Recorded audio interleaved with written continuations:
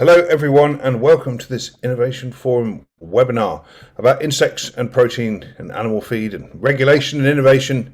I'm delighted that you're all able to join us today. In the usual way, we're going to let some of us filter in. We had about 600 registrations for this. That probably means 150 to 200 of you will show up, and then lots more of you will listen to the recording afterwards. We will send you an audio version of this. Those of you familiar with Innovation Forum's work will know that we try and avoid death by PowerPoint at all times, although we're not against a good graph or chart or picture. But for this discussion, you'll obviously be able to see us on here, and you can ask questions in the chat function, the Q&A function.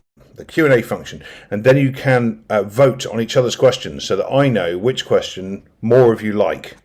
And there's some Zoom democracy for you. And then I can put those questions to our panel.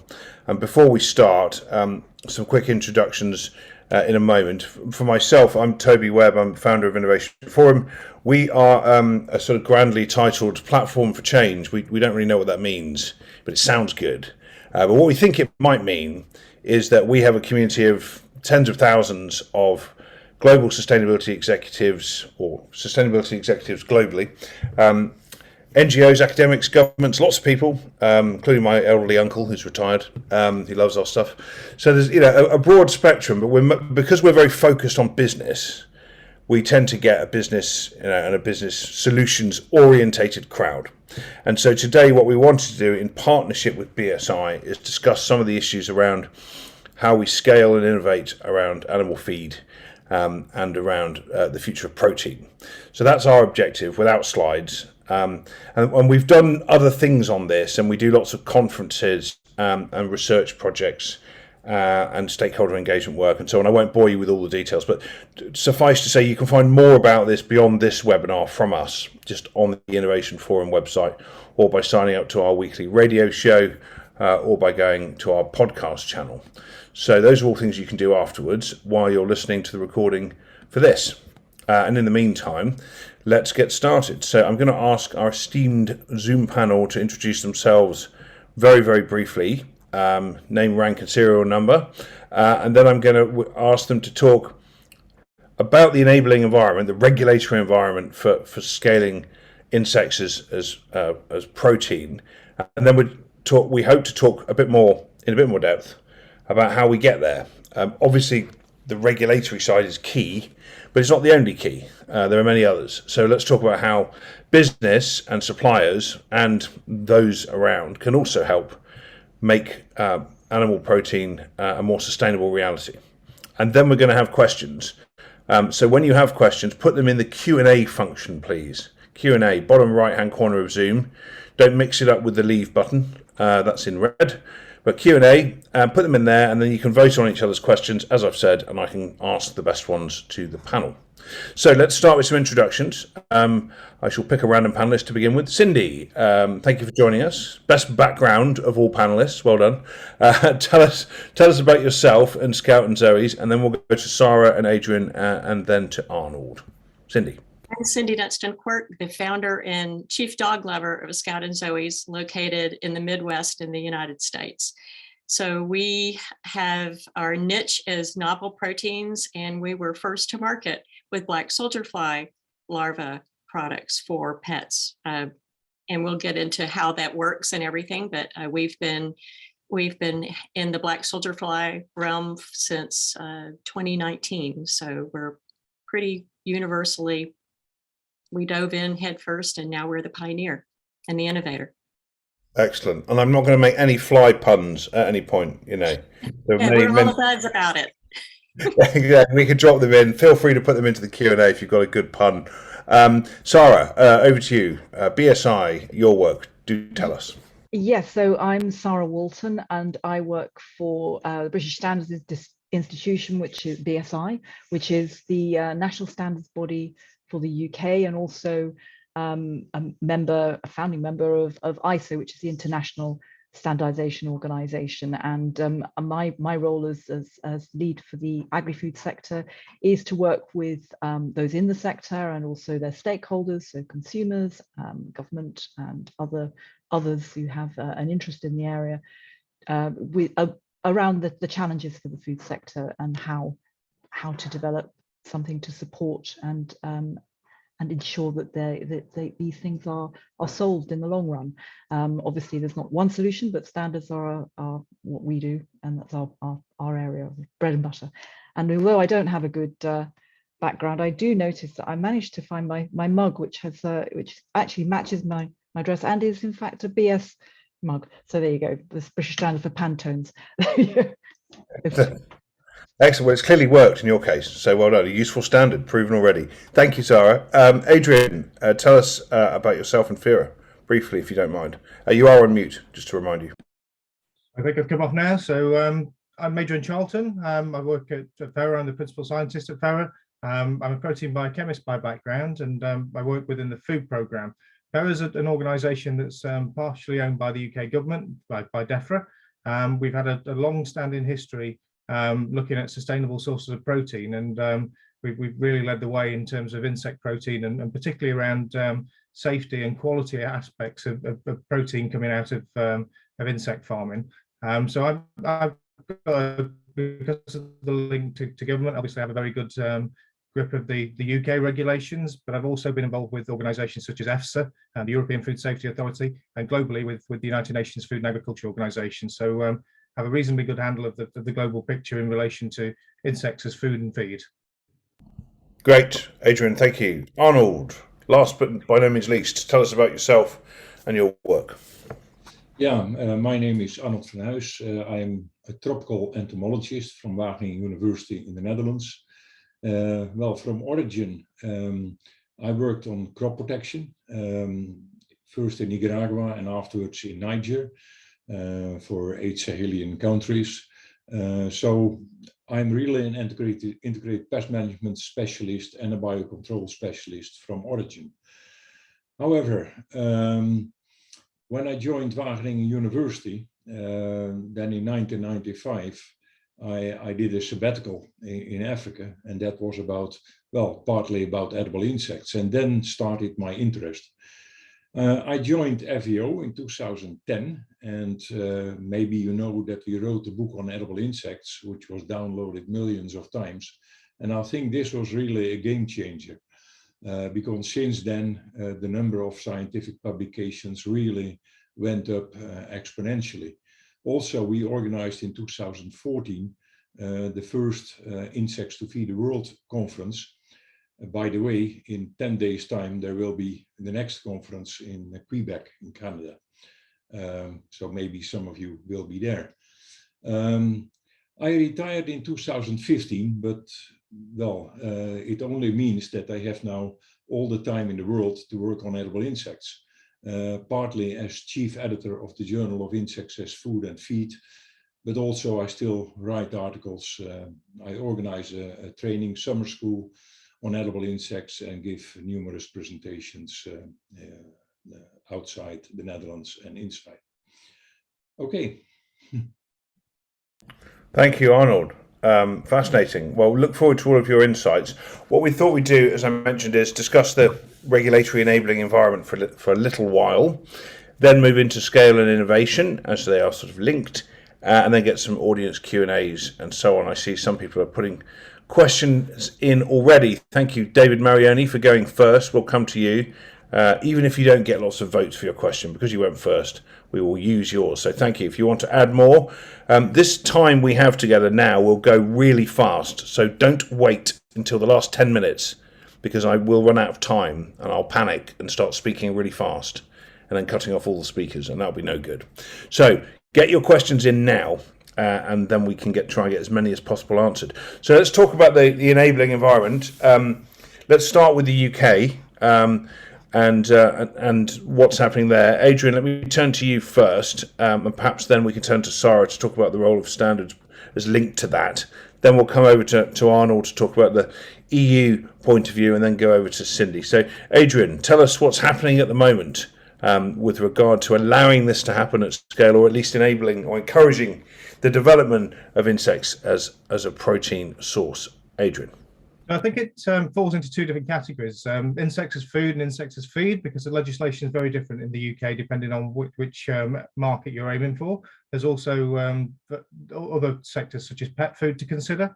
But I think the main category of insect as feed, as we consider it in the UK, because of the potential market size, is mainly governed by animal feed legislation. And we have a fairly cautious approach in the UK, mainly because of issues in the past with things such as BSE. So we have a whole load of legislation around TSE, transmissible spongiform encephalopathy, and that's to prevent animal protein from entering the supply chain inadvertently, because that was largely the cause of BSE, from having uncontrolled animal protein in the animal feed sector. So the legislative environment at the moment permits the use of insects for aquaculture, for feeding to fish, but at present we haven't carried over the change in EU legislation which permits insects for use in poultry and pig diets. That's still under consideration. The legislators are looking at that very closely, but the main missing piece of the jigsaw really is the safety evidence to prove that no inadvertent problems are going to be introduced by allowing insects into the wider animal feed chain. Now we have a lot of data. It just isn't complete, and certainly what we don't have is the history of use of insects. And that again, probably T and Sara up here, that's where standards can be important, really. The industry takes control of itself to set standards to make sure those safety issues are addressed, to allow legislators to be comfortable with what's being sold in the marketplace. So that's feed. There are lots more different aspects of that. So if there are any specific questions, I'm happy to consider those. For food, we have a whole different set of legislation, which is around novel foods. So insects have been deemed to be novel foods, and it's beholden on the producers then to apply. In the UK, it's to the Food Standards Agency. In Europe, it's to EFSA for a license, effectively, to be able to sell insects as food. As far as we're aware from our colleagues at the FSA, there's been little uptake in the UK for people applying for those licenses. But again, that's a process that's very well documented, and people can find that on the internet. Or again, if there are specific questions, I can address those here. Okay, thank you. I think we'll park the human food aspect for another discussion and focus on animal feed here. I did hear that Sainsbury's bravely put some crickets on some shelves and then took them off again. But we'll try and focus on animal feed here. A quick follow-up question on that, Adrian.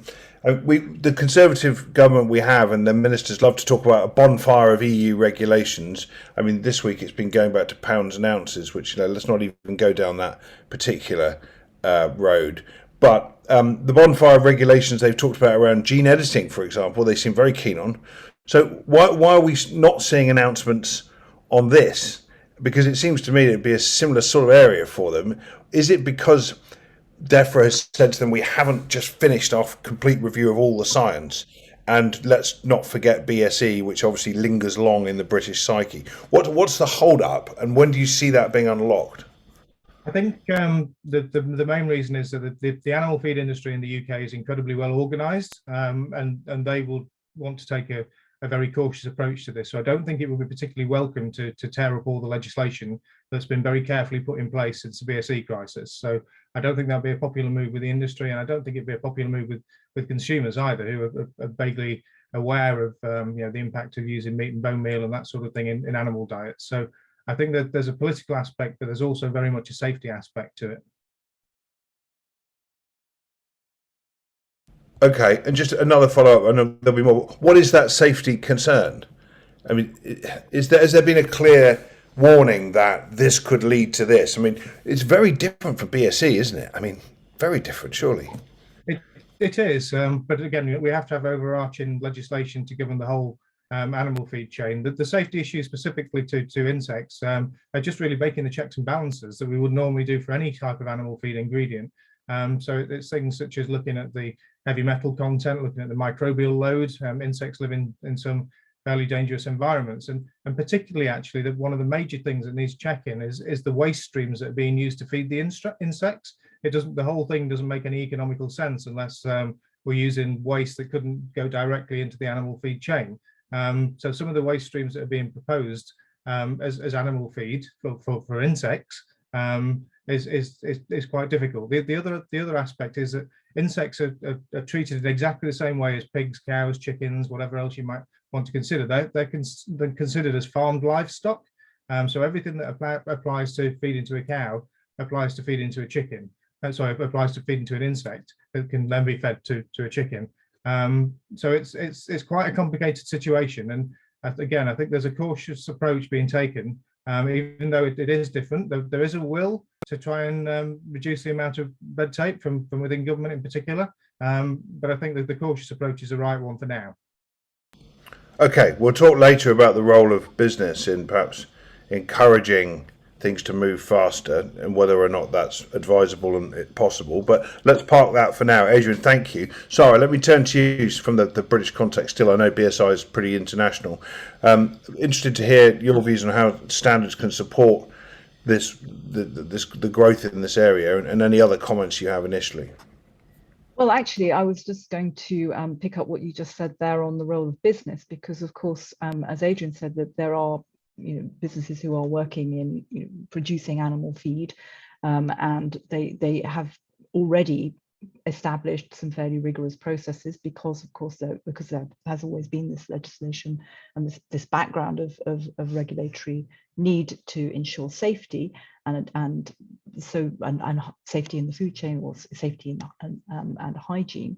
And those things are things that, because these practices have grown up for these businesses, that is where standards sort of can really help to sort of raise the profile, give more awareness to those best practices in place, and ensure that this is recognised in a much more broad environment, so that everybody can see that all of the stakeholders to this area, including the regulators, including business, including those who are consumers in this, whether those are the businesses taking the feed and selling it on, or the end consumers, those are the stakeholders who need to come together to agree that this is exactly what good looks like, based on what is already being done, obviously, in the industry itself, but also to sort of systemize that so that it in some way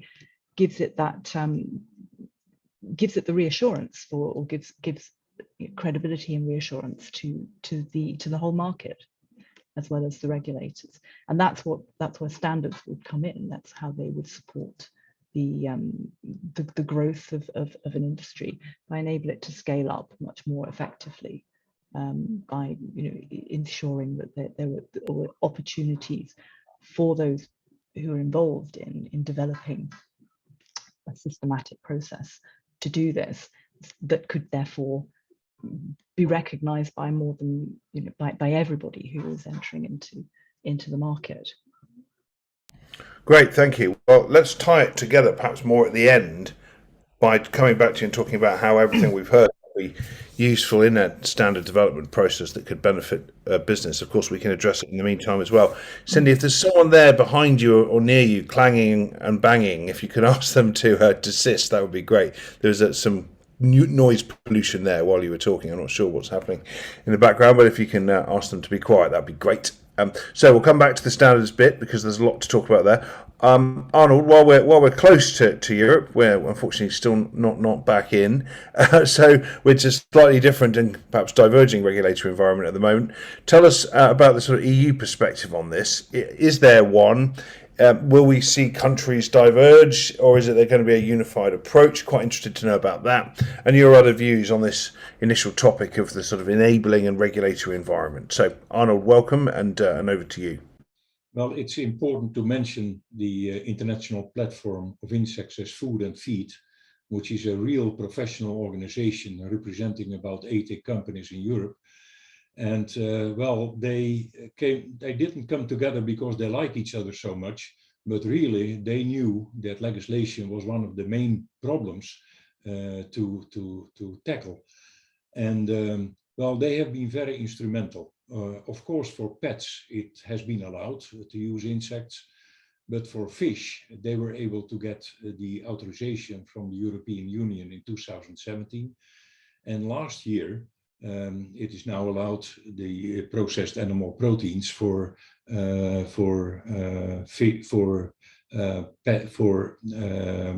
poultry and for pigs.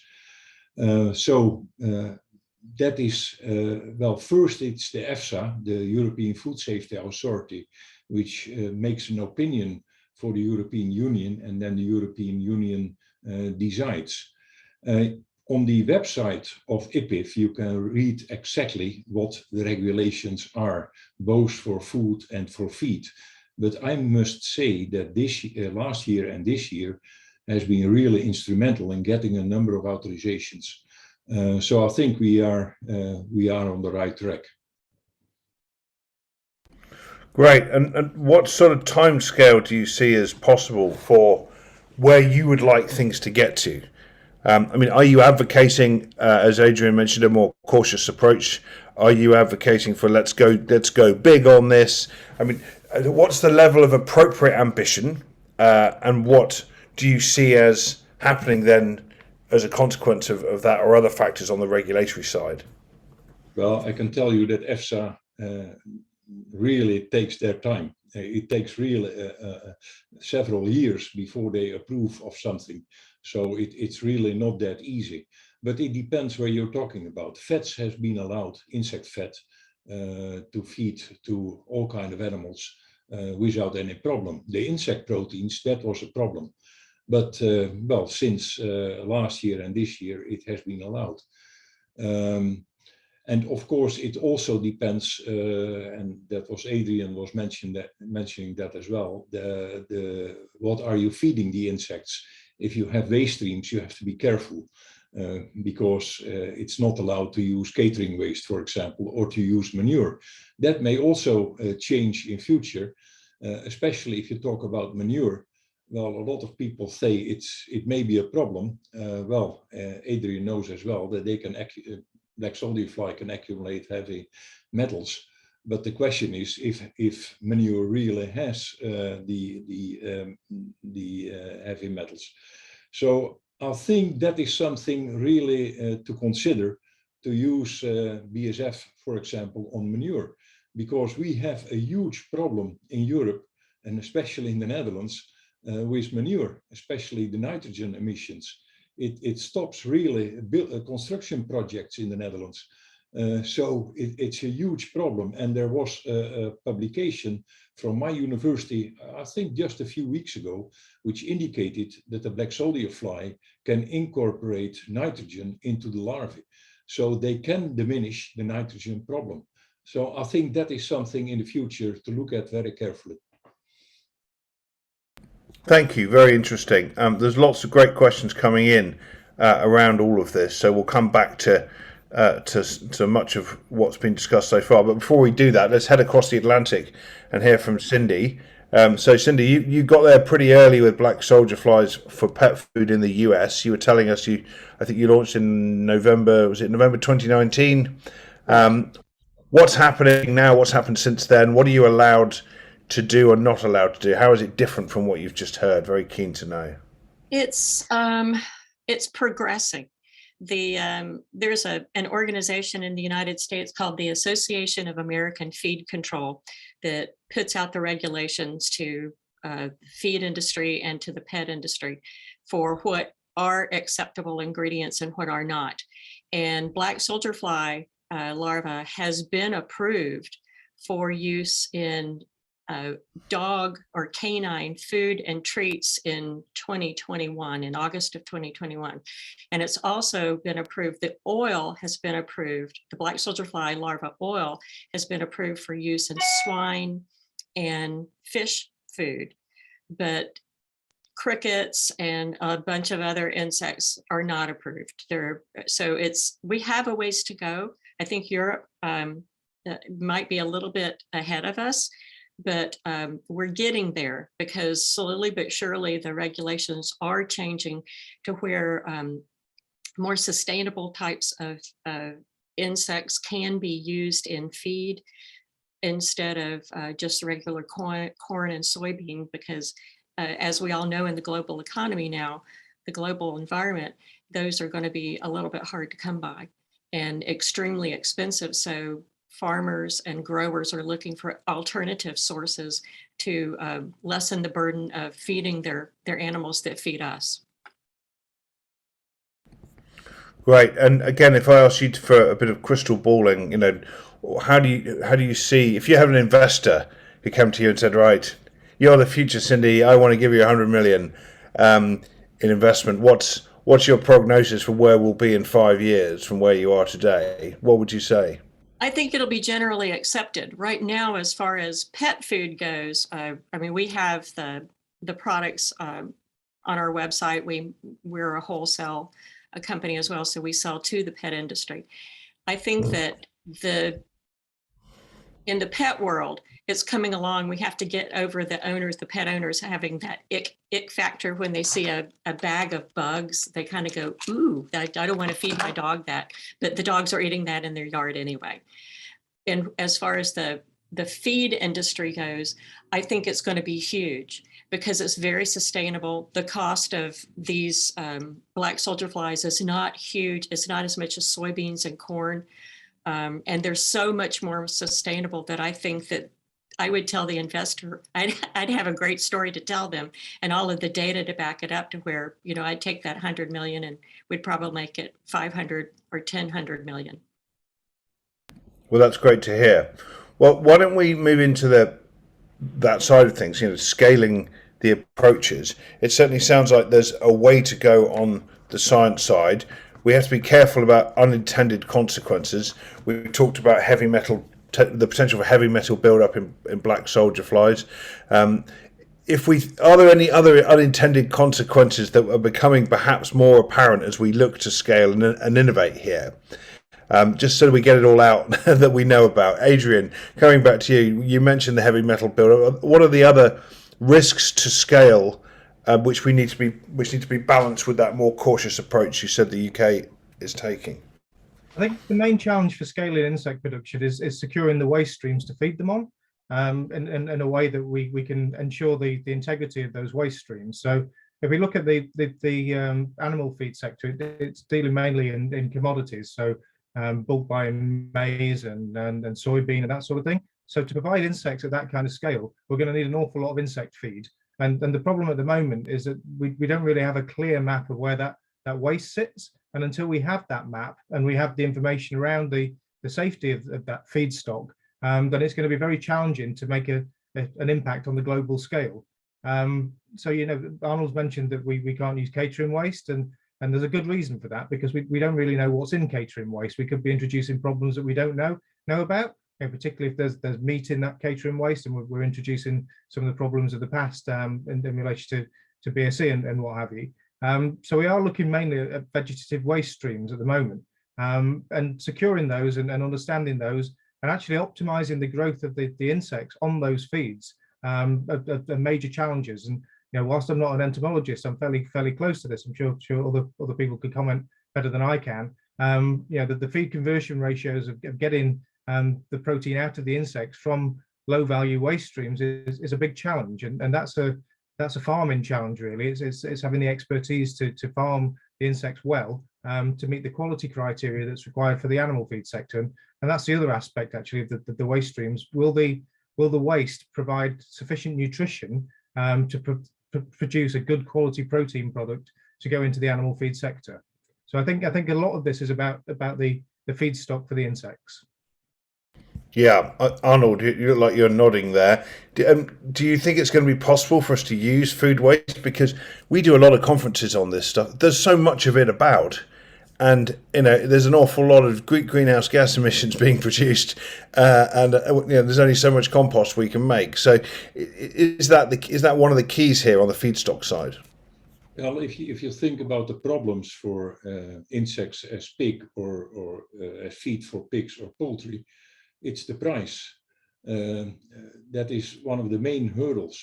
If you look now at how much of the insect products are going in which kind of animal, it are pets. More than 50% of all the insects produced are going into pets. and about 20% I think is aqua feed. That will change in 10 years time. It will be more aqua feed than pets. But of course, poultry and pigs, that stays behind. It would be better if we would eat the insects directly instead of using a second conversion factor that is through the animals. But anyway, that is a consumer acceptance problem.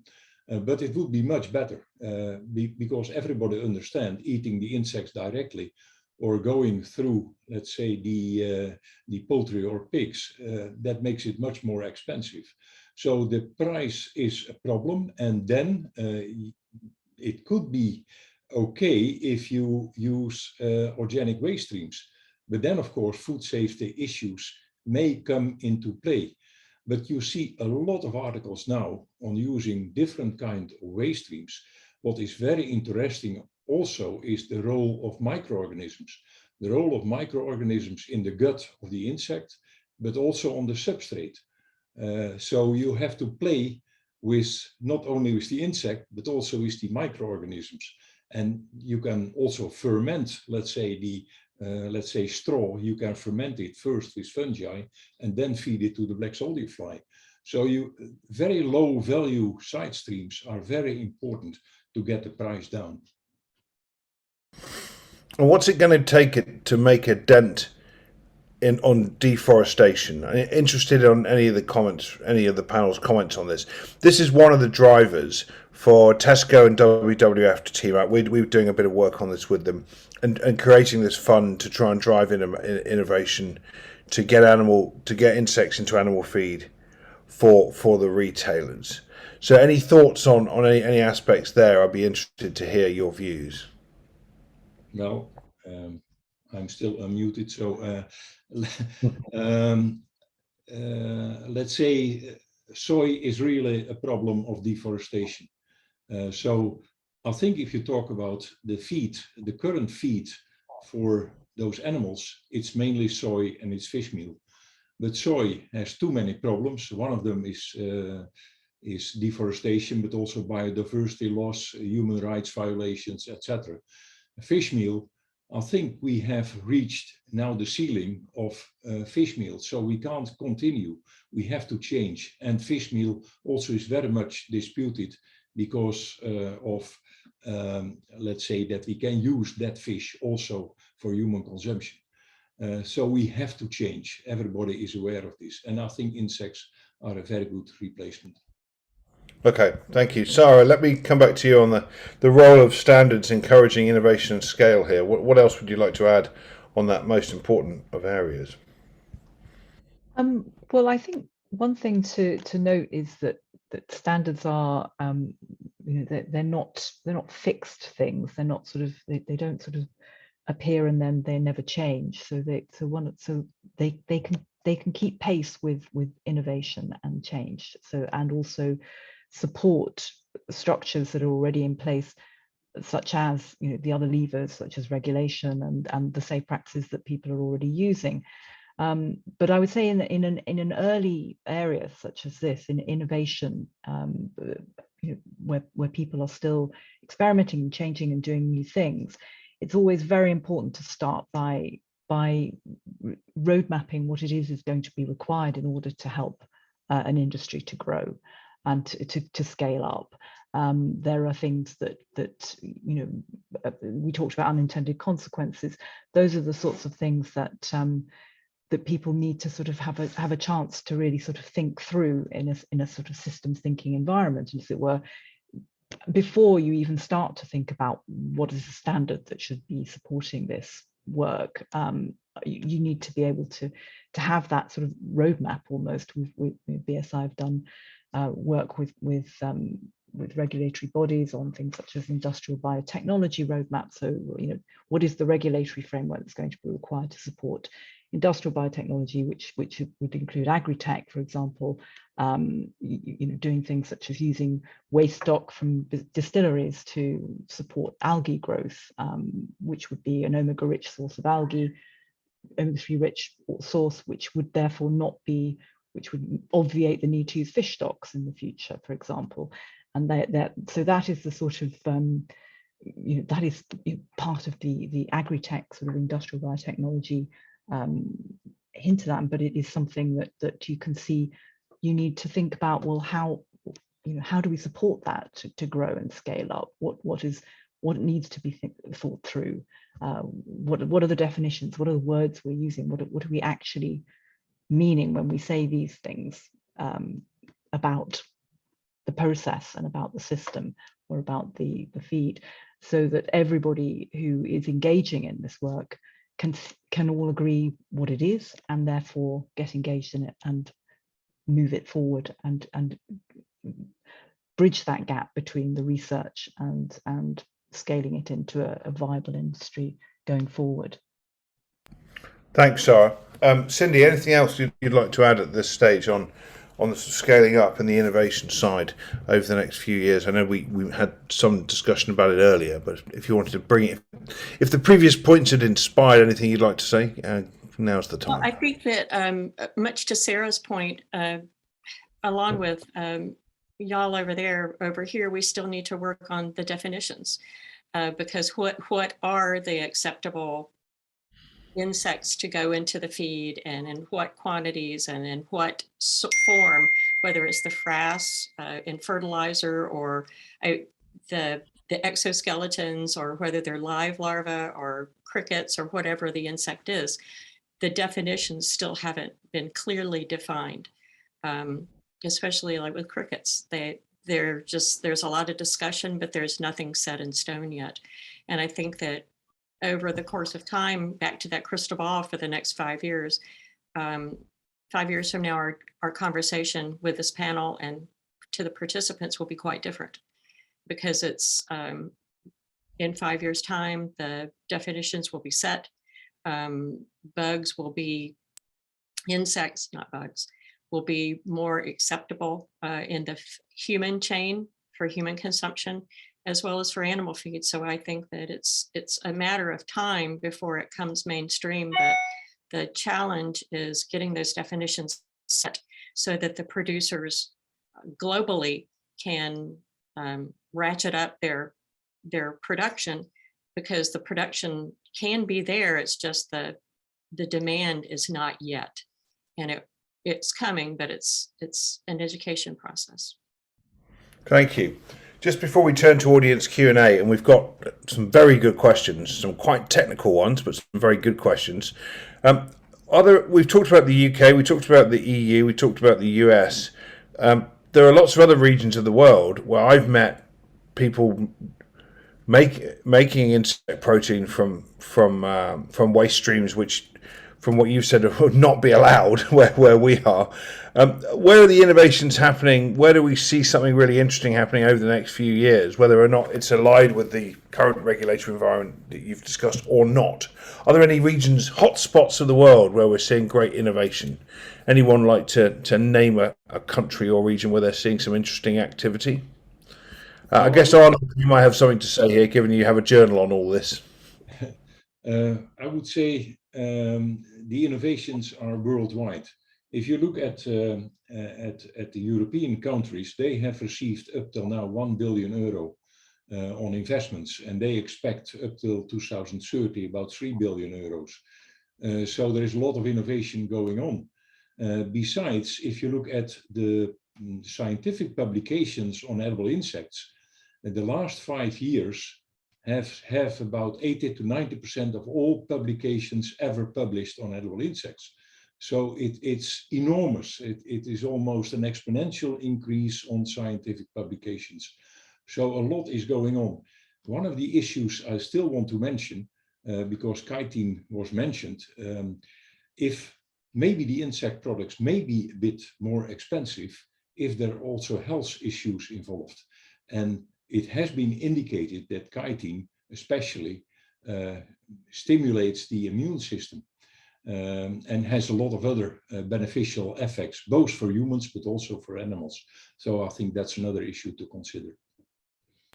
Thank you. Any other further comments on other geographies where things are taking place which are interesting? Anyone, before we move on? You don't have to. Okay. I'm not seeing any, so let's go to Q&A. David Marioni asked the first question, and so I said I would answer his question. It's also the most popular, so well done, David.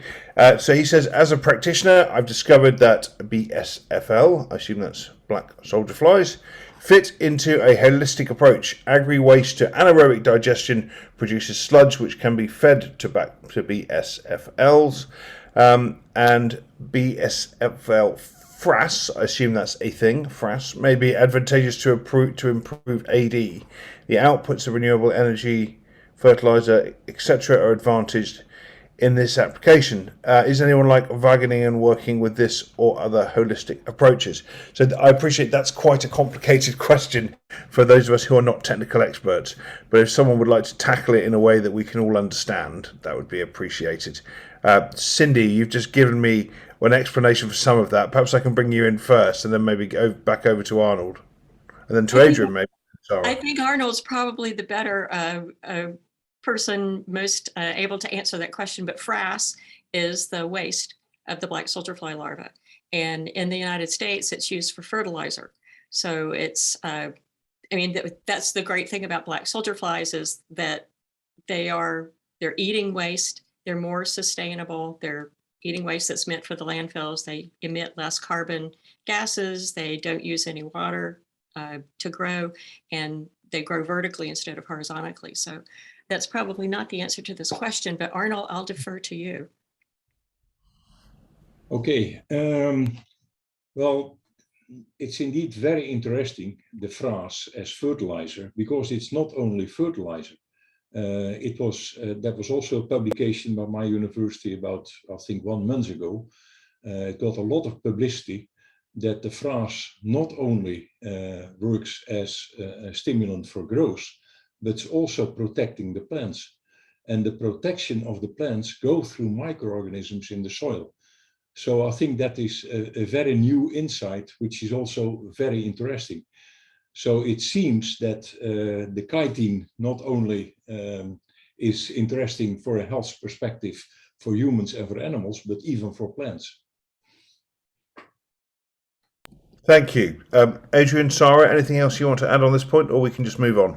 Yeah, if you don't mind, I'll address the point about anaerobic digestate, which is a very common technique that's used for disposing of waste, particularly farmyard manures and even human waste as well. We have been doing a significant amount of work looking at using insects for bioconversion for non-food and feed reasons. So that's about waste management. And you asked about where innovation is happening. I mean, this is the sort of thing that people are looking at in less developed countries where it may be a bit more challenging to process human waste. And there is a use of fly larvae in particular to process that waste without the intent of feeding that to animals. And one of the things that we have found is that, yes, there is a holistic approach that could be taken here where anaerobic digestion can be used to generate methane, which is one of the major advantages of it. It produces fuel, and that the slurry that's left after anaerobic digestion is still a reasonable feedstock for insects. So there is a waste reduction process that involves linking together some of the technologies that are in place, but also introducing an insect bioconversion step as well. So circular flies. Yes. Not just in your living room, but also in your supply chain. Okay, interesting. We got some other questions here. I think we may have covered this one, but it is the most popular one. So I said I'd use it in terms of its popularity. Do you think it's too early to use BSF meal in poultry and fish feed, and it is very cost sensitive? Is pet food the industry that should be targeted first? I think we may have covered this to a certain degree, but anything further you want to add on that? I guess one question you could take from this is pet food really where we should just be focusing so we can help get this right? But any thoughts from the panel? No, I think we've covered it.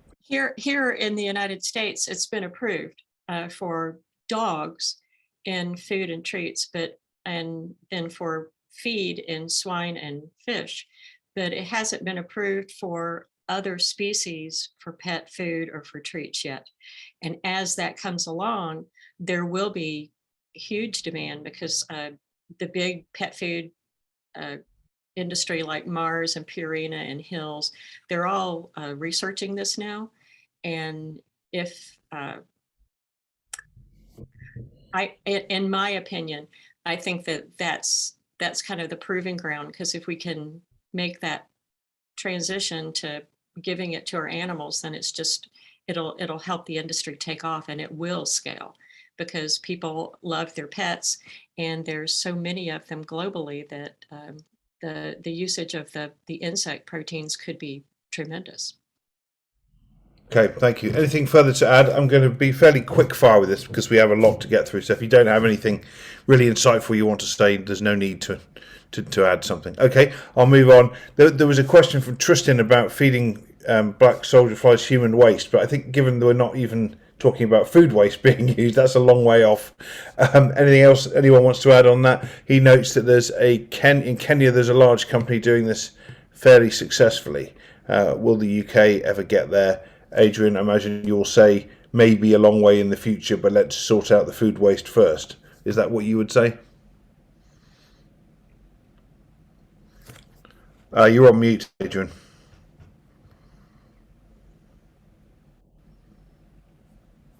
The tension is building. What's he going to say? Okay, well, maybe we'll park that one then for now and move on. Patrick had a good question. Patrick Durst. It would seem that the potential market for use of insects as aquaculture feed would be unlimited. Everything depends on cost of production, as Arnold mentioned earlier. Until now, however, it seems that insect meal producers have not been able to bring the cost down to compete with fish meal or soy. Yes, indeed. What are the constraints holding back the reduction of costs and scaling up production? Well, that's a very popular question. We have just spent 46 minutes, I think, addressing it to a certain degree. Does anyone have anything else they want to add on that point? I'm going to start picking the most interesting questions rather than the ones that have the most votes, because we seem to have covered quite a lot of ground already. Okay, I think if there's nothing further to add on that, Arnold, you're on mute. You're on mute, Arnold. The price will absolutely go down. There is a Rabo report which stated that the price in 10 years' time will probably be half of what it is now. And there is a lot of investments going on automation, of course, but also on using cheap side streams. So that field is developing very fast. So my expectation is that the price really will come down. Excellent. Well, that's good to hear, I'm sure.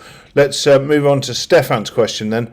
The GHG benefits of protein switching with insect ingredients to animal feed.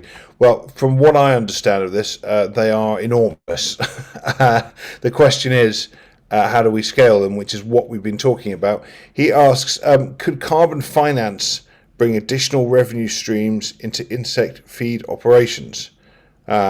I guess that does depend on the enabling environment and all the things we've been talking about. Anyone have anything to add there? Has anyone seen any interesting movements in that area? Notes. I'm taking silence from the panel as no, unless you wave at me. Arnold, again, you want to come in on that? I'm just going to add a quick comment there. I think that is one of the key drivers to make sure that insects are part of the animal feed chain, to reduce the reliance on feed ingredients that may have a more negative impact on the environment. I'm not entirely convinced that this is related to greenhouse gases.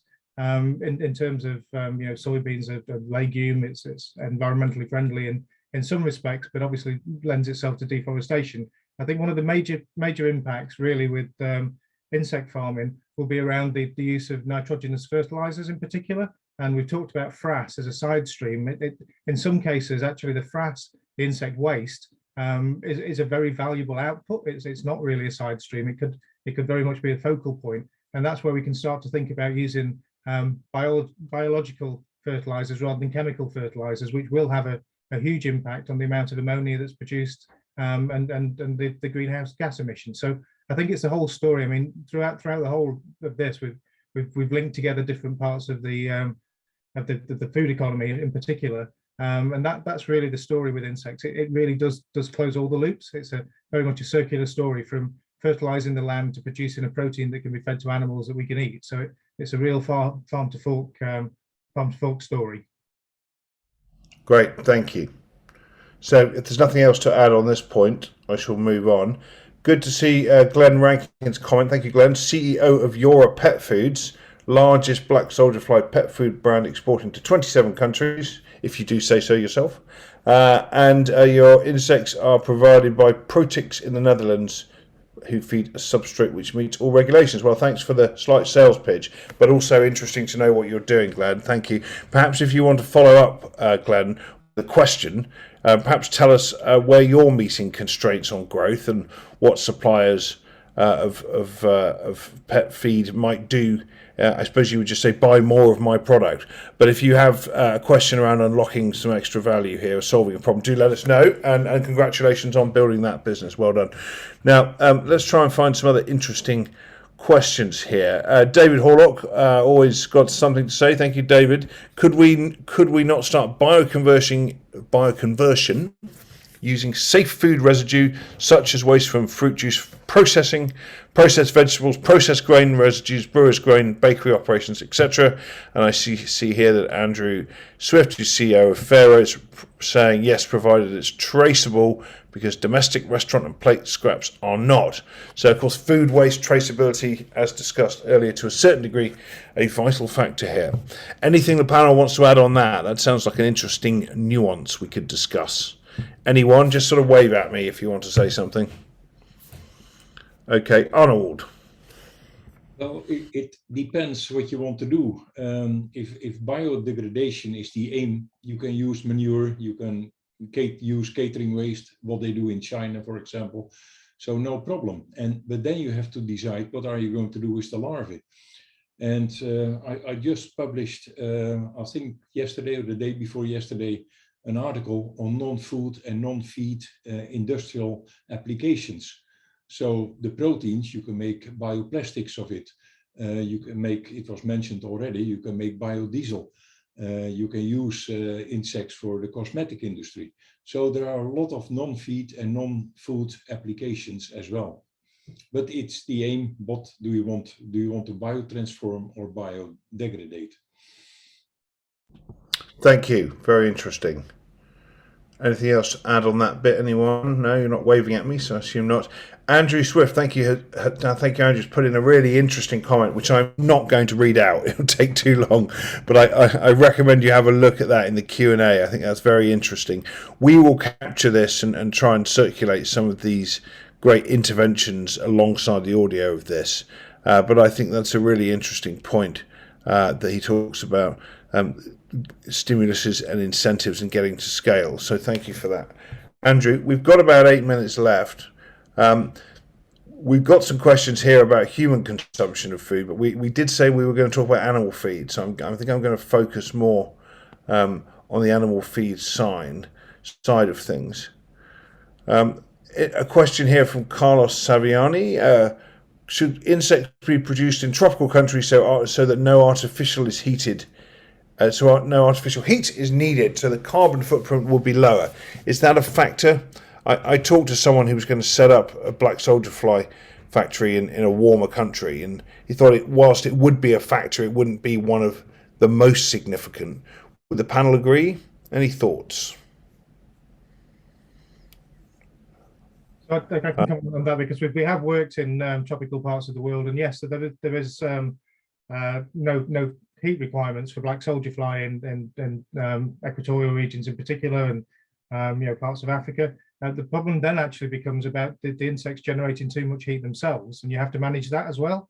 So with the design and the engineering that goes with building an insect rearing factory has to factor in all those different aspects of heat management and the potential for pathogens entering, the predators entering. So there's a whole world out there of design that's required to get insect factories working in the way that we would want them to. So I think that's the energy requirements is one element. There are a lot of other considerations for designing the perfect insect hotel, if you like. Thank you. Arnold.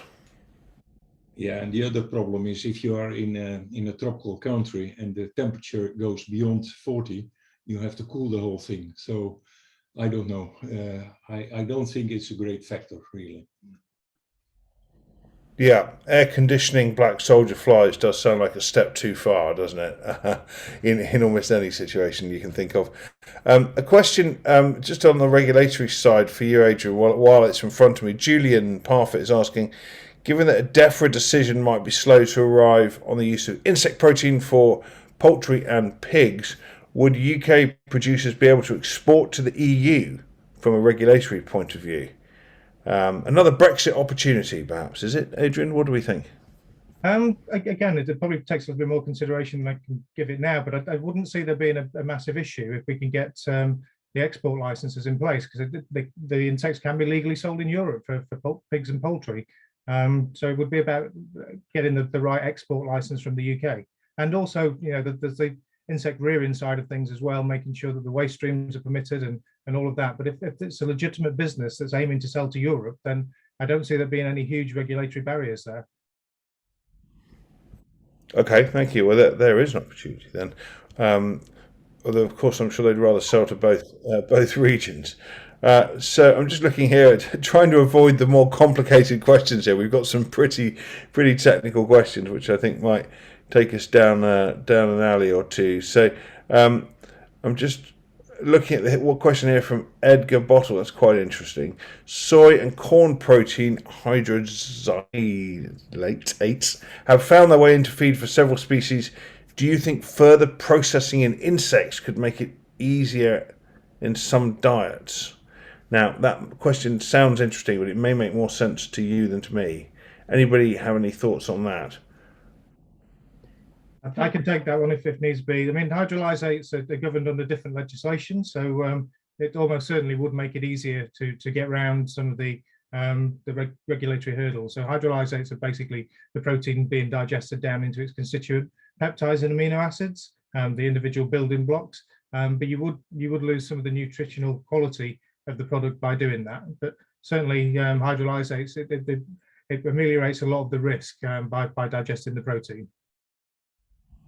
Thank you. Sorry, you wanted to come in, I think. No, I was just going to ask for a bit of clarification, actually, and whether, because the way that Adrian answered that made me think that I possibly misunderstood the question, because I wondered if it was about the fact that some there've been writing about, there's been some articles about the impact of using certain feed in poultry, like soy, for example, if people have allergic reactions in certain diets, and I wondered if it was anything to do with that. But I think maybe I'm not right about that. But maybe soy it sensitizes people if it's used in animal feed. Yeah, it's clearly a very complex area that gets quite deep science in certain areas very quickly. Interesting question here about the prospects for small scale producers. So I was talking to someone a while ago who was thinking about, could they set up black soldier fly production near where it was needed in a kind of modular protein on demand model, which I thought was really interesting. And then we sat and talked about all the challenges of doing that. And it's an idea that hasn't yet, I think, been put into full operation, but it seemed like there's some interesting business model thinking out there. Cindy, what are your thoughts on this? Are we going to have some an opportunity for smallholder entrepreneurs, however we refer to them in this space, or is it going to be more kind of big ag industrial that dominates in the future? What are your thoughts? I think big ag industrial always dominate, but the opportunity will exist for smaller entrepreneurial black soldier fly hotels, if you will, because there are the producers, especially the ones in the United States, where sometimes their production is already spoken for. So we have to wait. And the more producers of that product that there are, the more the cost will be driven down. So it'll become more attractive to use it and once it's approved, it would be more attractive to use in all kinds of species, including animal feed and treats for all kinds of species there. Great, thank you. Well, it's been a fascinating discussion. We're almost at the top of the hour. I'm going to turn to you, Sara, for some closing comments. BSI's the reason we're here today, really. I mean, we have the platform and the community, and we try and get these messages out about these discussions as widely as possible, but without the partnership support of a group like BSI, obviously it'd be difficult for us to do that. So thank you for making this conversation happen. We all owe BSI a round of applause for the last hour, and I think we've all learned something. I certainly have. Sara, let me turn to you for some closing comments, really. What would you like to happen as a consequence of this discussion and others that we're having? We're doing a roundtable discussion about this in a more in-depth way at the end of June. Just run us through what you'd like to see, and then we'll close out.